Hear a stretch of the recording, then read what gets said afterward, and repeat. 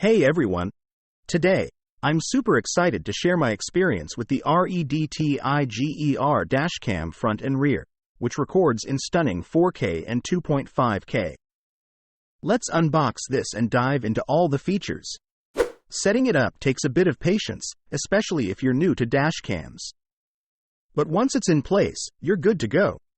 The video quality is fantastic. The front camera records in 4K, and the rear in 2.5K. You can see every detail clearly, even at night thanks to its impressive night vision. One of my favorite features is the 170 degrees wide-angle lens. It captures a lot of the road, ensuring nothing gets missed. Plus, the WDR, wide dynamic range, feature balances light and shadow perfectly. With built-in Wi-Fi, transferring videos to your phone is super easy. The GPS feature logs your location and speed, which is a great bonus for detailed records. The 24-hour parking mode is a real game changer. It records any activity around your car when it's parked, giving you peace of mind. Overall, I'm really happy with the Redtiger dashcam.